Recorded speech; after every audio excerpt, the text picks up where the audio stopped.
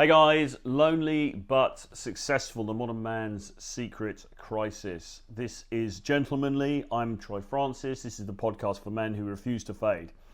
This isn't therapy. This isn't pickup. This is about truth, raw, unapologetic, and potent. Okay? This man, he is in shape. He is winning. He is respected. But late at night, he feels a void. And he doesn't know why. This is the hidden crisis of modern high-performing men. And it's high time that we talked about it. So, look, success comes in many different forms and in many different packages, if you like. And we can talk about success with women, which is obviously a big focus of this show and the work that I do. In the dating sphere, but also equally there is success in life as well. And increasingly, as the dating marketplace has become and becomes more transactional, the two things go hand in hand. Women are reputedly looking for the top 20% of men. Now, what 20% means in reality is going to differ from woman to woman, but generally speaking, we tend to equate it with being somebody who earns a decent amount of money, probably six figures or more. And so guys are feeling an increasing pressure, a little bit of caffeine here, guys are feeling this increasing pressure to level up and to become successful, okay? And this isn't just about dating, this is for themselves, of course, but if they want to date and they want to form relationships and get married, which many men do, then they're going to have to level up. And one of the complaints that I hear from women a lot is in England and in America is that women have already leveled up significantly. So they are very well educated, they earn decent money, they have great careers, etc., etc. And it's harder and harder to find men who actually come up to those standards, come up to the standards that the women require. All right? So it's not surprising that guys feel this pressure on themselves to become successful. And also, guys are very success orientated anyway. I think we can all feel that. Certainly if you're watching Gentlemanly or you're listening to Gentlemanly, I would imagine, I would be willing to bet good money that you are the kind of guy who wants to make a success of his life, both in terms of romance, but also more importantly in terms of money and just winning generally as a man, okay? You feel that drive, you're that A-type personality, you are somebody who likes to go out there and make things happen and get things done and to win regardless of the odds, okay? But this is creating a silent epidemic of emotional disconnection amongst driven men, right? I have many friends who are successful in their own chosen fields. Some of them obviously in the dating industry, but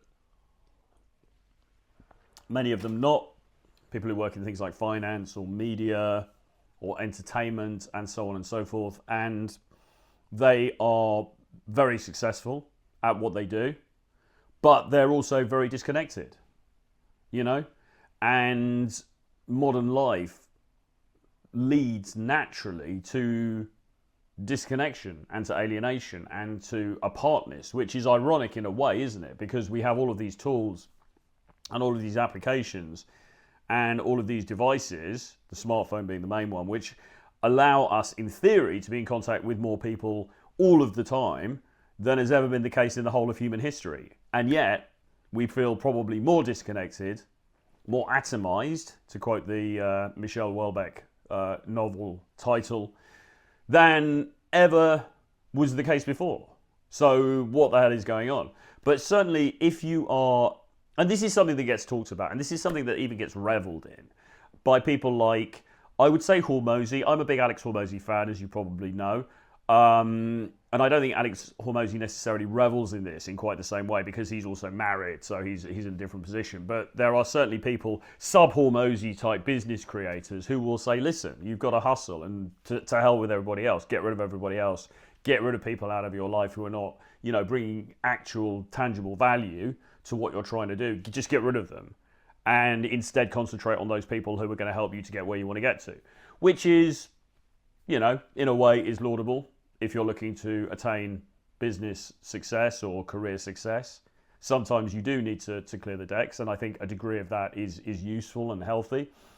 But the problem is, and the problem particularly for people if you have this quite addictive sort of nature, which I think I certainly do, and I think probably many of us here do, have that sort of drive that borders on compulsion or addiction, then it becomes, as I say, it can lead to this, what's really becoming an epidemic of disconnection amongst these guys who are very driven. So amongst these guys that I know, a lot of them, they get up, they go to the gym, maybe they do some morning routine type stuff, a little bit of meditation here and there, they'll go for a walk or something, but in the main, they're working, they're hustling, they're doing what they need to do, and at night, they go home, and maybe they chill for a little bit, they go to bed, and then they get up and they do the same thing again, and that's it, and that is their life, okay?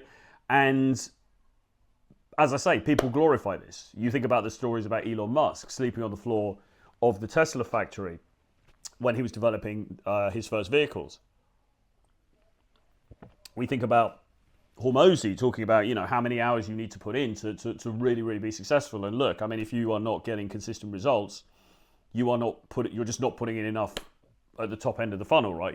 There's not enough input going in. You're not doing enough, right? You need to be doing more. And then all of the sub-Hormozy business content creators, the hustle culture, the grind culture, all of that kind of stuff. None of which, by the way, I am opposed to. None of which I disagree with. I actually am on board with a lot of that attitude. But simultaneously, I also think it's problematic because I think that it creates difficulties for people in terms of their personal lives. And you'll see loads and loads of stuff. If you follow the kinds of accounts I do on Instagram, the sort of businessy, lifestyle-y, self-development type accounts, there's lots and lots of stuff about how it's lonely at the top, and if you want to be successful, you've got to accept that loneliness is going to be part of that journey, and so on and so forth. And they make great quotes. They make really nice quotes, and it looks good on the screen. You screenshot it, you go, yeah, I get it, yeah, man, I'm really feeling that. But actually living it is a different thing. And this is compounded, I think, by the fact that a lot of men, not all men, but there are a lot of men out there who just don't have that many friends. They just don't have that many people that they could go hang out with or shoot the shit with or ask for advice or go for a coffee with or whatever. There seems to me to be a problem for men after they leave college or they leave university and they go out into the real world and then they start working. Then it becomes a problem. And this becomes a problem both in terms of their dating life, but also in terms of their networking, their friendship life as well. And the two things can go hand in hand. And I will quite frequently get clients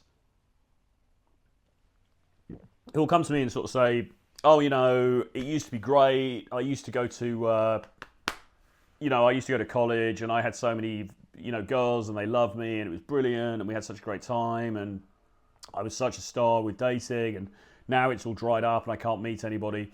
And it's sort of the same thing with friends as well, because friends will move away or they get married or they take another job in another country or whatever it is. The friends start to drift away. And then where is your social circle coming from? And where's your dating circle coming from? Okay, well, it's either coming from the apps, which is okay. If you can make the dating apps work for you, then fine. But a lot of guys can't, or not very effectively. And your social life, I don't know. I mean, the standard advice is to join social clubs, do things like, I don't know, mountain climbing or trying to think of something, football or some kind of sport, some kind of shared interest, archery. I'm making stuff up now, but you know what I'm saying. Join some kind of group, some kind of martial art maybe, where you can meet people. Meditation group could be good, except you can't speak, but I guess you can at the end. So joining different kinds of groups where maybe you can meet people is a piece of advice that often gets given. But I think in reality, it's not easy out there necessarily to meet new people, to meet new friends. Now, I personally have been quite lucky because I've got a couple of, well, for a start, I've got a bunch of friends and certainly acquaintances and then closer friends who I've known for many, many years.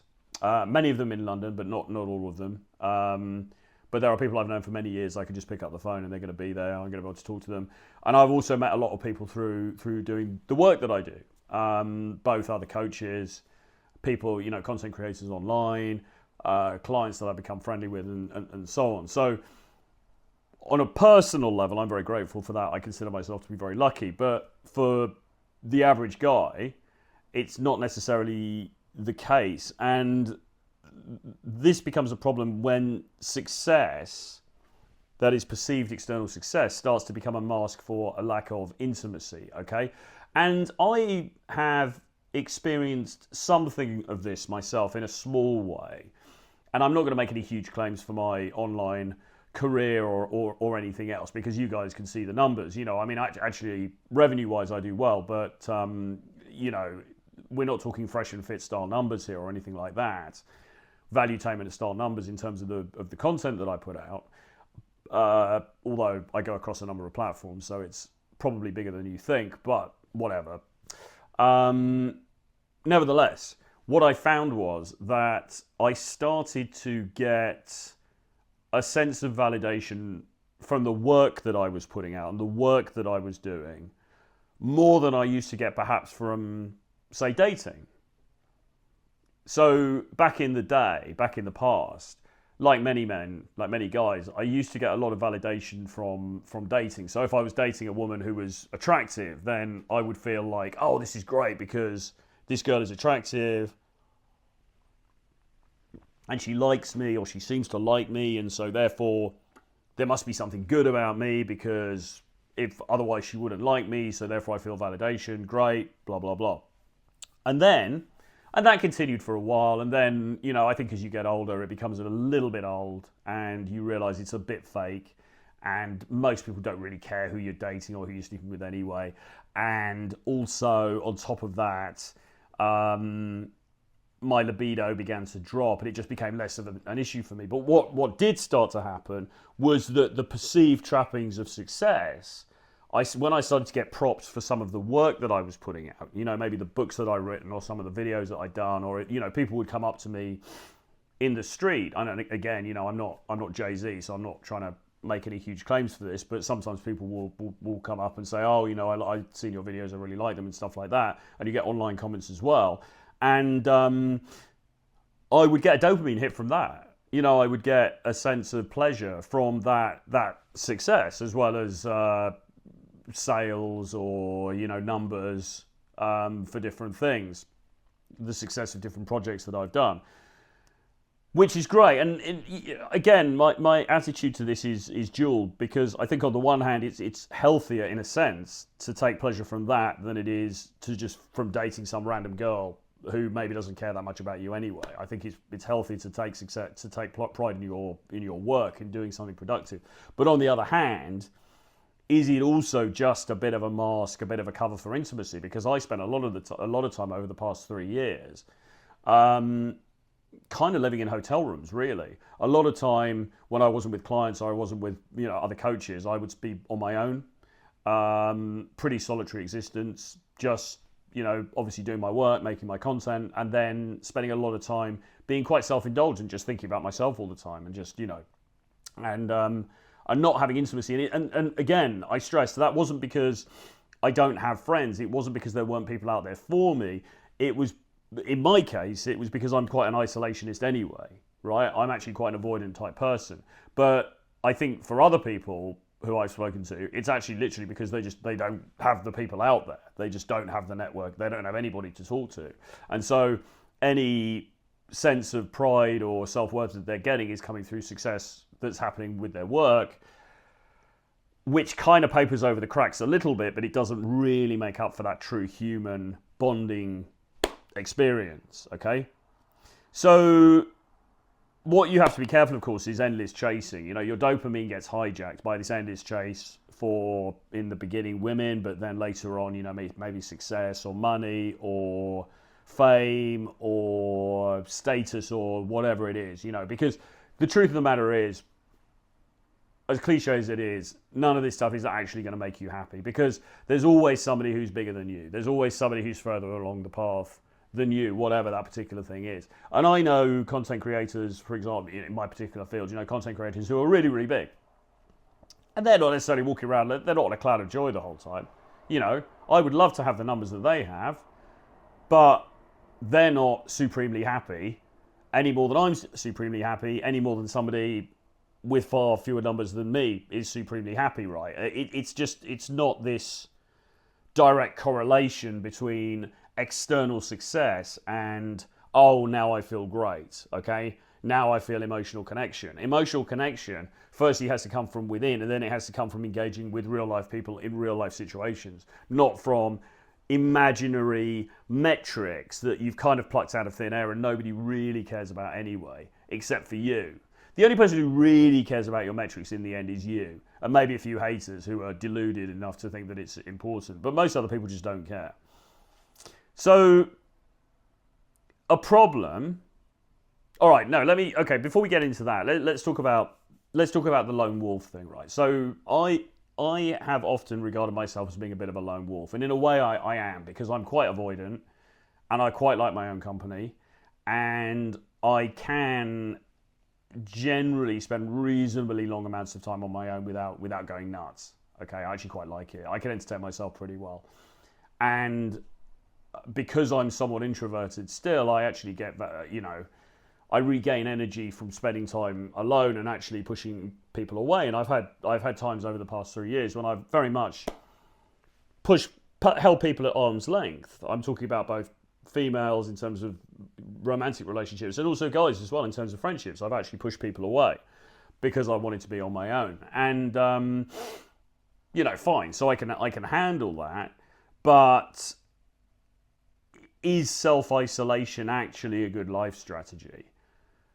And there is a school of thought that says, well, lone wolves die early. Lone wolves who go off and they eschew the pack tend to get picked off and eaten and killed.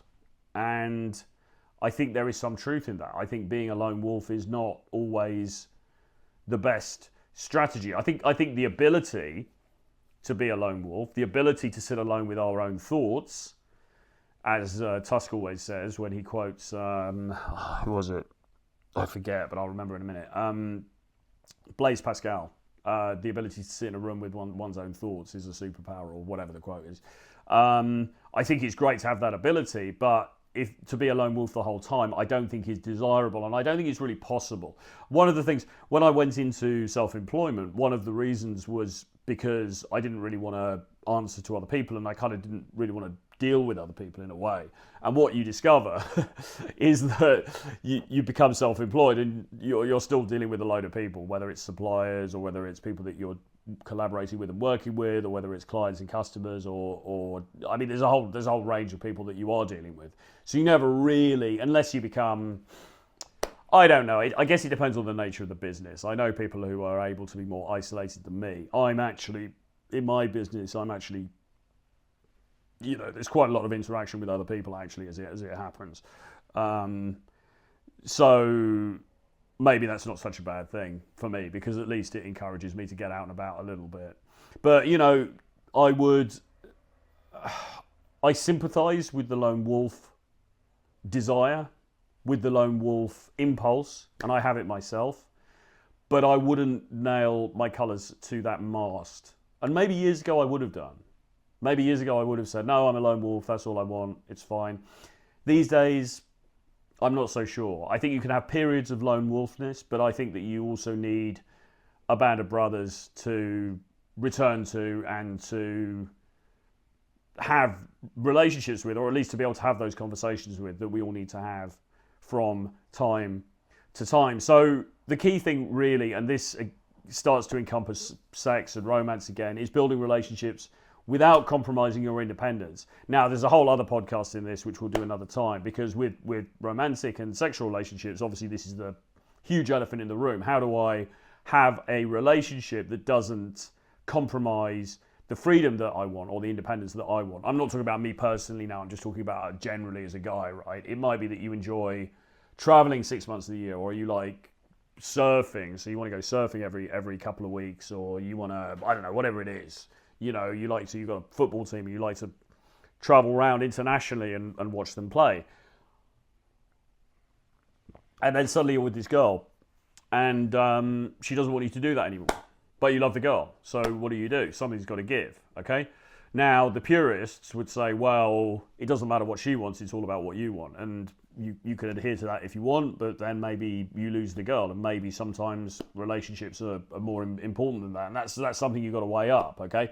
But, nevertheless, your independence, yourself, the essence of yourself is important, and it is something that should not be given away easily or freely, okay? So you do need to think about that. And brotherhood, important. I think I covered this already, really. Brotherhood is very important. Conversation and being able to have people that you're on the same wavelength with, and that you can have proper, dialogue with, super important. And also, and we talked about this in a previous podcast, creating luxury from within. So emotional richness, okay? Having something real about you. In my podcast, when I talked about the gentleman villain, it was all about that sense of, it's about aesthetic. It's about having an aesthetic that you own. You're not just a consumer. You're not just somebody who buys into the hype of society. There's something else that you've got, okay? And not only do women find that very attractive, but it will also really help you as far as building a life for yourself is concerned. I'm going to leave this one for now, but if you want to stop playing small and you want to build real power in the real world, then join the Gentlemanly Network. You can join my Substack. Make sure you get on the paid subscription so you get all the articles. We'll be doing a Gentlemanly community very soon that you can join, so look out for that. Otherwise, just drop me an email, troy@realtroyfrancis.com, if you're interested in coaching or discussing any of the topics that I've discussed on here. Or you can reach out to me on my socials, which are Twitter, X, or Instagram @realtroyfrancis. I'll see you guys again very soon. Bye-bye.